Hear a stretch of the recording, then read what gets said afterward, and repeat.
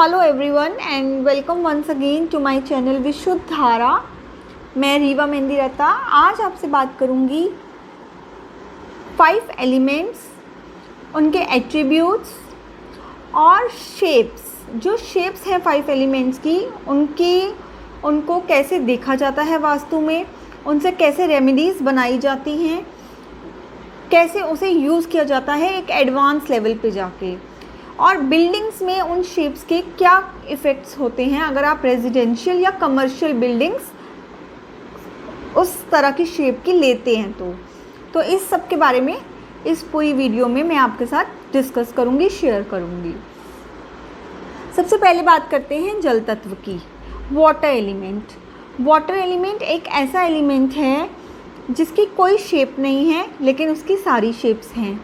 It flows and it in whichever vessel it is kept, it takes the form of that vessel। तो इससे हमें ये पता चलता है कि कहीं ना कहीं वाटर की एक जो क्वालिटी है वो है फ्लो करना। तो वेवी शेप जो है वाटर से रिलेट करती है। वाटर की अदर शेप्स जो वाटर एलिमेंट से रिलेट करती हैं वो होती हैं पेंटागन शेप, इरेगुलर शेप्स और हॉरिजॉन्टल शेप को भी कहीं ना कहीं हम वाटर एलिमेंट से ही रिलेट करते हैं जब हम एडवांस लेवल पे इसका यूज़ करते हैं। तो सबसे पहले देखते हैं कि वाटर एलिमेंट की जो ये सारी शेप्स हैं इसका क्या पर्पस है और इसको बिल्डिंग में कैसे एनालाइज किया जाए। वो सारी बिल्डिंग्स जो कि इरेगुलर शेप्ड की हैं या फिर पेंटागन शेप की है जिनके 5 कॉर्नर्स हैं, या फिर इरेगुलर शेप है, हम इसको both horizontally and vertically analyse करेंगे। हॉरिजॉन्टली इरेगुलर शेप है, 5 एलिमेंट्स पेंटागन है, 5 एजेस हैं उसके, या फिर बहुत ज़्यादा इरेगुलर शेप है जहाँ पे बहुत ज़्यादा कॉर्नर्स कट हैं या कहीं से एक्सटेंशन है, एक बहुत इरेगुलरिटी वो बता रही है हमें। ये सारी शेप्स जो हैं वाटर से रिलेट करेंगी। अब अगर आपकी बिल्डिंग हॉरिजॉन्टली या वर्टिकली कैसे देखेंगे? वर्टिकली देखेंगे कि आपकी बिल्डिंग जो है एंगुलर ना होके राउंड है, या ऊपर से देखने में भी कहीं ना कहीं कोई एज, उसके कॉर्नर्स, विंडोज़ ऐसे निकले हुए हैं, ऐसे बने हुए हैं जिससे कि वो एक इरेगुलर शेप को शो ऑफ करती है। तो उसमें क्या करेंगे हम, ऐसे बिल्डिंग्स को सबसे पहले हम ये बताएंगे वहाँ के रेजिडेंट्स के बारे में कि ये एक अनस्टेबल लाइफ देती है वहाँ के लोगों को, इरेगुलरिटीज़ रहेंगी। ये this shape effects all aspects of life of residents living over there, be it a career, be it a progeny, be it child related to behavior of children, be it related to relationships among the people living over there, among couples, among father and son, or ancestral problems. All kinds of problems will be seen because there is an irregularity। अगर यही shape आपकी commercial property की है तो थोड़े से changes आ जाते हैं। ऐसे में क्या होता है कि आपकी जो बिज़नेस प्लेस है अगर वो वाटर शेप्ड है तो वहाँ पे आपकी इनकम जो है वो तो इरेगुलर रहेगी, कहीं ना कहीं इंस्टेबिलिटी रहेगी उसमें। लेकिन हाँ, आपके पास फुटफॉल होगा कस्टमर्स का, फुटफॉल में कमी नहीं होगी कस्टमर्स की, लेकिन सेम रेपिटेटिव कस्टमर्स नहीं आएंगे। There will be no repetition of customers and customer won't be purchasing or buying goods from your shop for longer period of time। They won't be a repetitive customer for you। तो इस हिसाब से कहीं ना कहीं अगर आपके पास regular customers एक नहीं आते हैं जो आपको लॉन्ग टर्म सपोर्ट करें, आप पे फेथ करें, तो कहीं ना कहीं आपका बिज़नेस बहुत इम्पैक्ट करता है। But there are certain business जिसमें कि अगर रेगुलर कस्टमर्स, अगर आपके रिपीटिंग कस्टमर्स नहीं भी हैं तो भी आपका बिज़नेस सही चल जाता है। तो अगर आपका बिज़नेस कुछ ऐसे प्रोडक्ट, ऐसे सर्विसेज से रिलेट करता है जिसमें कि आपको रिपीटिटिव कस्टमर की ज़रूरत नहीं है, तो आप वेवी शेप की बिल्डिंग, पेंटागन शेप की बिल्डिंग इरेगुलर शेप की बिल्डिंग्स को ऑप्ट कर सकते हैं। नेक्स्ट लेवल पे बात करते हुए मैं बात करूँगी एयर एलिमेंट की, वुड एलिमेंट की। तो वुड एलिमेंट की जो डायरेक्शन है वो है ईस्टर्न डायरेक्शन। उसकी जो शेप है वो होती है वुडन लॉक्स की तरह, rectangular shapes, long, narrow, tall, like skyscrapers, spires, big tall buildings, all these such kinds of buildings come under the air element। और कहीं ना कहीं एयर एलिमेंट जो है ग्रोथ का कारक माना गया है। तो अगर आपका रेजिडेंस ऐसा है जो कि टॉल है, आप कोई मल्टी स्टोरीड बिल्डिंग में रहते हैं, तो वो घर आपके लिए, आपकी ग्रोथ के लिए, आपके प्रोफेशन के लिए अच्छा माना जाएगा। बट आपको उसमें सिर्फ एक ही बात का ध्यान देना है कि उसमें बहुत ज़्यादा कट्स या एक्सटेंशंस ना हों, क्योंकि अगर कट्स या एक्सटेंशंस आ जाते हैं and specially in direction of would element, in eastern direction अगर कोई कट आ जाता है तो कहीं ना कहीं आपकी ग्रोथ को इफ़ेक्ट करेगा। आपके घर में प्रोजनी को, फर्स्ट चाइल्ड से रिलेटेड इश्यूज़, ये सब चीज़ें आपको फेस करनी पड़ सकती हैं। तो ईस्ट डायरेक्शन में कट ना हो और ईस्टर्न डायरेक्शन बहुत ज़्यादा एक्सटेंडेड भी ना हो। वहाँ पर अगर आप tall buildings, sky scrapers, high rise buildings में रहते हैं तो आपको फ़ायदा होता है, आपकी ग्रोथ आपके वर्क एरिया में अच्छी होती है। अगर यही आपकी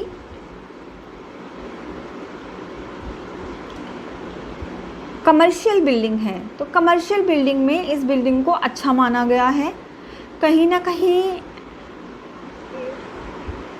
ऐसे लोगों, जो लोग ऐसी बिल्डिंग्स में काम करते हैं, वहाँ पे कस्टमर्स जो हैं बहुत फुटफॉल अगर ना भी करें, अगर रेगुलर कस्टमर्स ही उनके पास बहुत अच्छे होते हैं, यहाँ पर जैसे जल तत्व में रिपीटिटिव कस्टमर नहीं था, एयर में रिपीटिटिव कस्टमर्स आते हैं जो आपकी बिज़नेस को एक स्टेबिलिटी देते हैं और कहीं ना कहीं उसके ग्रोथ का रीज़न बनते हैं। तो अगर आपका कोई भी ऐसे कार्य है जिसमें कि आपके रिपीटिटिव कस्टमर्स की आपको बहुत ज़्यादा ज़रूरत है, कि आपको रिपीटिटिव कस्टमर्स ही चाहिए आपकी सर्विसेज या बिज़नेस को, प्रोडक्ट्स को सेल करने के लिए, जिससे कि आपका एक स्ट्रॉन्ग स्ट्रक्चर बने आपके बिज़नेस का, तो उसके लिए आप हाई राइज बिल्डिंग्स ऑप्ट कर सकते हैं। थर्ड एलिमेंट जो है वो है फायर एलिमेंट। तो फायर एलिमेंट कहीं ना कहीं जो है वो उन सब शेप से रिलेट करता है जो कि फायर की तरह होती हैं, like angular, pointed, sharp edges, triangle shape, octagon shape, all that flamy shapes जिसमें फ्लेम्स बन रही हों, या फिर कोई बहुत ज़्यादा शार्प एजेस हों, पॉइंटेड एजेस हों, बोथ हॉरिजॉन्टली एंड वर्टिकली। अब बात करते हैं फायर शेप के। घर में क्या रेजिडेंस में ऐसी शेप को लेना चाहिए या नहीं लेना चाहिए? फायर शेप के बारे में बात करते हुए कुछ ऐसी इम्पॉर्टेंट चीज़ है जो मैं आपके साथ शेयर करना चाहूँगी। जैसे कि फायर शेप जो होती है वो कहीं ना कहीं it will take you up to next level of your career, next level of your life, ऊपर की तरफ। फ्लेम्स जो है हमेशा ऊपर की तरफ बढ़ती हैं, तो कहीं ना कहीं ये आपकी लाइफ को ग्रोथ दिखाता है अब ऊपर की तरफ जाने के लिए। बट वहीं पर ये शार्प एजेस भी दिखाता है, तो कट्स भी दिखाता है, डेट्स भी दिखाता है, पुलिस से कहीं ना कहीं केसेस भी दिखाता है, टैक्स भी दिखाता है। तो अगर ये एरिया अग्नि की बिल्डिंग आपके लिए सूटेबल नहीं है, फायर बिल्डिंग आपके लिए सूटेबल नहीं है, तो आपको ये सारे इश्यूज़ फेस करने पड़ सकते हैं। अब आपको पता कैसे चलेगा कि आपने जो फायर बिल्डिंग ली है ऑक्टागन शेप होगी या फिर कहीं ना कहीं बिल्डिंग की हाइट में कहीं ना कहीं शार्प एजेस आ रहे होंगे या फिर पॉइंटेड एजेस आ रहे होंगे। मैं अभी फ़ोटो शेयर करूँगी आपके साथ, इसमें कुछ आएंगे जिसमें आप देख सकते हो कि हॉरिजॉन्टली अगर हमें देखना हो कि फायर बिल्डिंग्स कैसी होती हैं तो आप देख सकते हो। तो उसमें क्या होगा, जो मैं बात कर रही थी आपके साथ एंगुलर बिल्डिंग की, एंगल्स। ट्राइंगल में सबसे इम्पॉर्टेंट चीज़ जो होती है वो होते हैं एंगल्स। अगर आप एक प्रॉपर एंगल लेते हैं ट्राइंगल में, तो वो घर में आप उसको यूज़ करें। देखिए पहले टाइम पे हम देखते थे कि घर में रेड कलर का ऐसे ट्राइंगल एंट्री पे बना होता था, उसके एक प्रॉपर एंगल्स होते थे, उसके नीचे से जो भी निकलता था वो एक प्योर एनर्जी लेके निकलता था। वो एंगल्स बहुत ज़रूरी होते हैं जब हम फायर बिल्डिंग का सिलेक्शन करते हैं या हम कुछ ऐसा ट्राइंगल बनाते हैं अपने घर में हट टाइप का।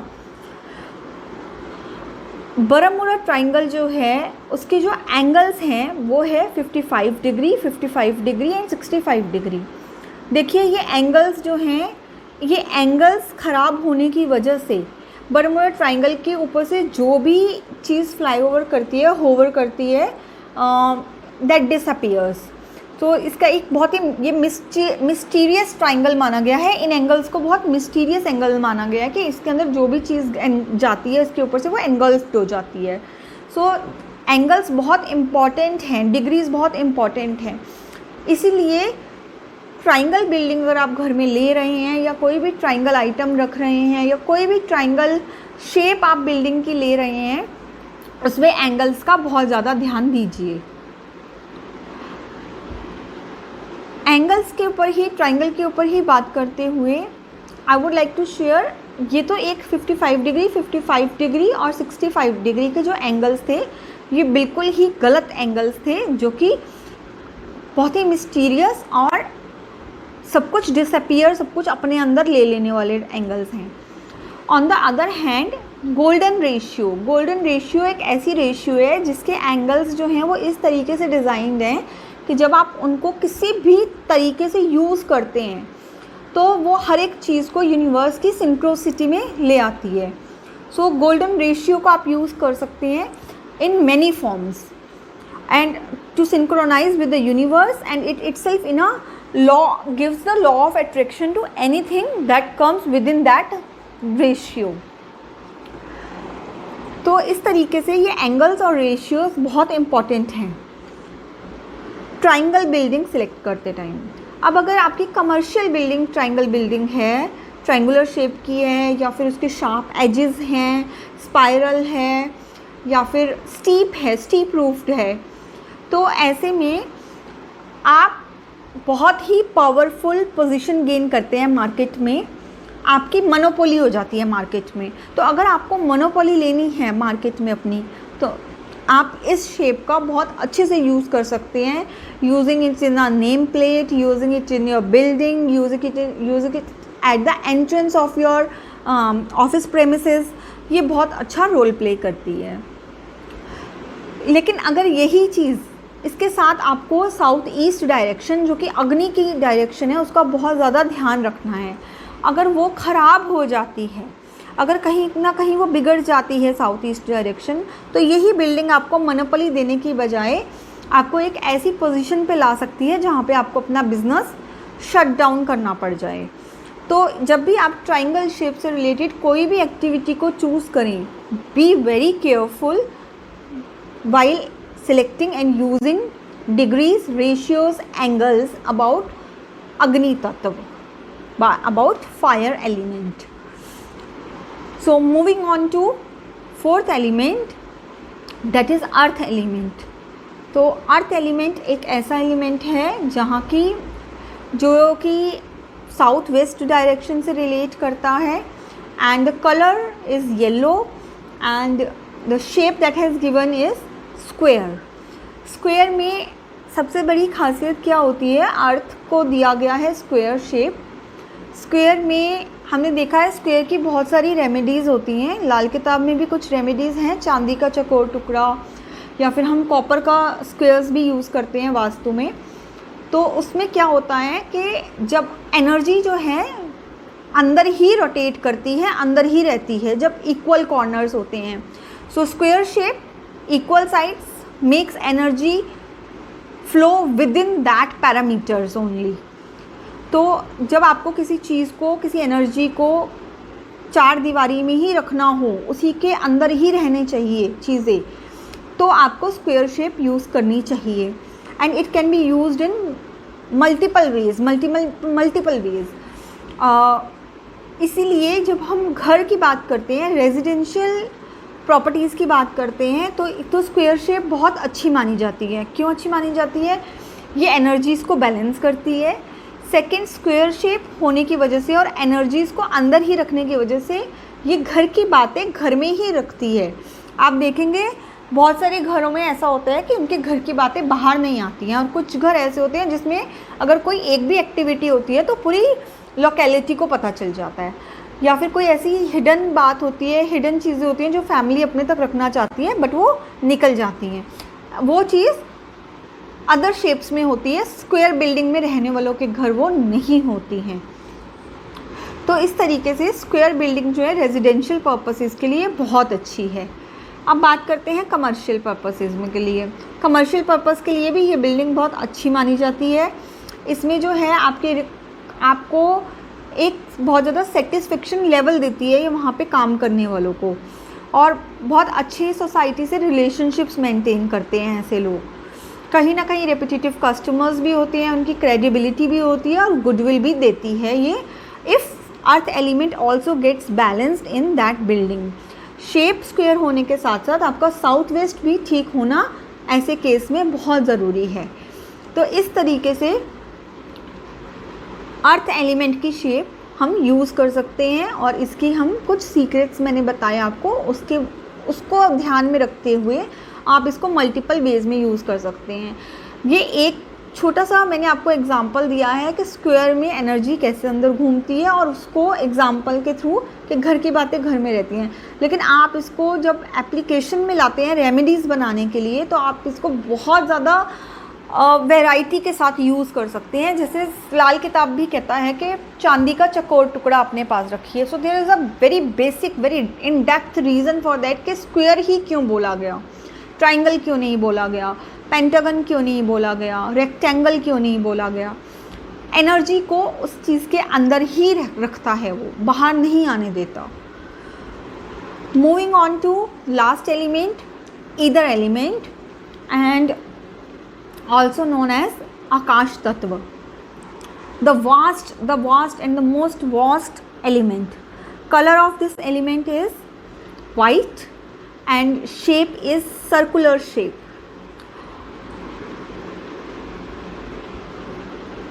This shape is not considered good for residential purposes.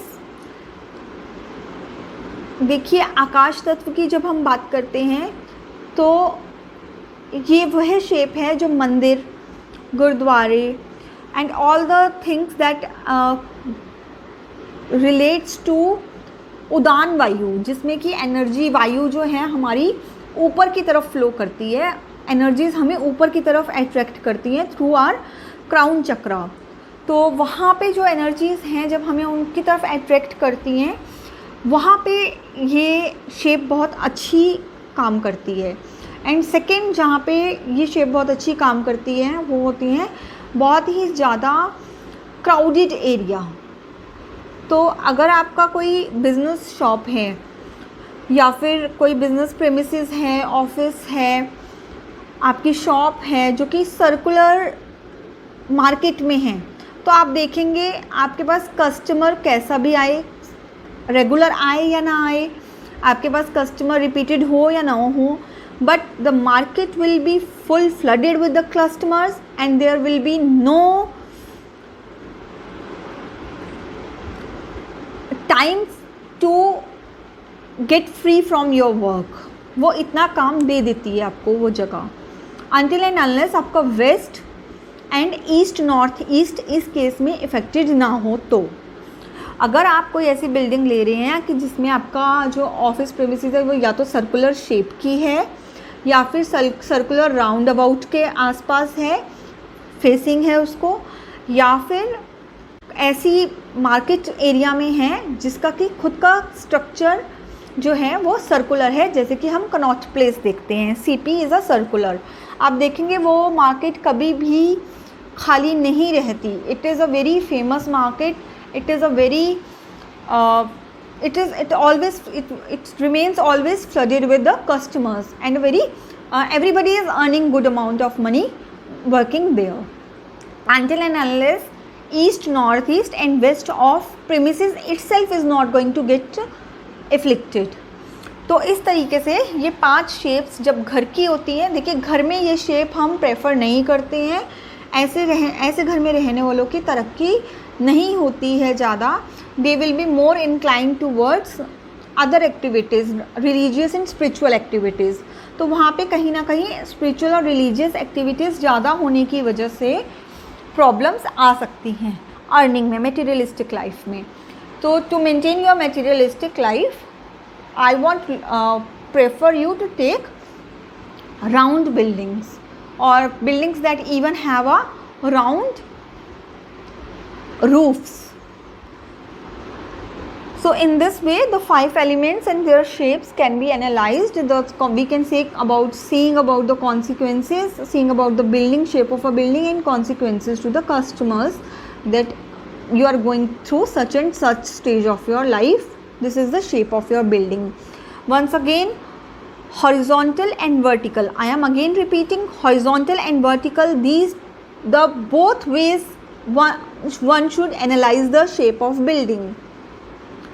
Now coming on to remedies, how these 5 elements shapes can be used in a remedies. Again, there are multiple ways in which we can use these 5 elements for shapes.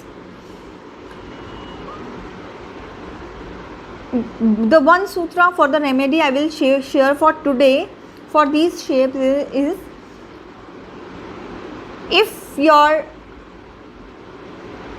southeast get disturbed, you have a cut in that direction, you can use the shape of wood element. You can plant trees, you can do keep the planters over there in the southeast direction, and it will create the fire element and it will work as a, and now you are treating the southeast fire element by using wood element. This I will cover how these remedies can be implemented in many ways when I will cover the creation cycle and destruction cycle. So once we will go through those cycles, it will be more easier for you to create remedies using these 5 elements. Other way, you can also use it in a manner like amalgamating the 3 things: the shape, color and direction or metal of that element. By amalgamating the 3, you can make some kind of interior decorations using such stuffs, paintings. All these can be embedded using these 5 shapes of these 5 elements. For example, in one of my cases, I remedied the square shape using the wallpaper of squares and implementing it in the southwest to maintain that area, because that area was shorter in comparison to other areas of the house or in proportion. So I used it in that way, and this is just a simplest way one can use it. However, there are many ways in which we can use. You can use it in your logo designing, you can use it in your number plate, you can use it in your multimedia, you can use it in your homes, interior decorations, wallpapers, floorings, and you can also use such things in many ways whenever it is needed. But the thing is only that if you are not getting anything to know about these shapes, then don't put the things here and there at your home. Placing the octagon shape element with the red color in north direction will only bring debts to you. So also take care of such small things while looking at the vastu of the house. तो इस video में आज जो भी मैंने cover किया, एक hope कि आपको ये इन्फॉर्मेशन अच्छी लगी होगी, और मैं ऐसी ही कुछ और इन्फॉर्मेशंस के साथ कुछ और चाहूँगी कि मेटल नेक्स्ट जो है मैं मेटल्स यूज़ करूँगी एलिमेंट्स के कि ये कैसे काम करते हैं और इनका एडवांस लेवल पे जाके कैसे यूज़ हो सकता है, क्योंकि ये 5 एलिमेंट्स के जो मेटल्स हैं वो सिर्फ मेटल्स नहीं है, वो हमारी में बॉडी में बनने वाले धातु भी हैं आयुर्वेदा में. तो I will try to cover Ayurveda, dhatu and 5 elements and 5 elements, metals and 5 elements in that particular way, as well as how to apply it at your building. तो होपफुली आपको ये वीडियो अच्छा लगा हो. Soon I will come with the other video that I have discussed. Thank you for watching, thank you for giving your time, and hope you are liking my videos. Subscribe to my channel, motivate us to do more work if you are liking such kind of videos.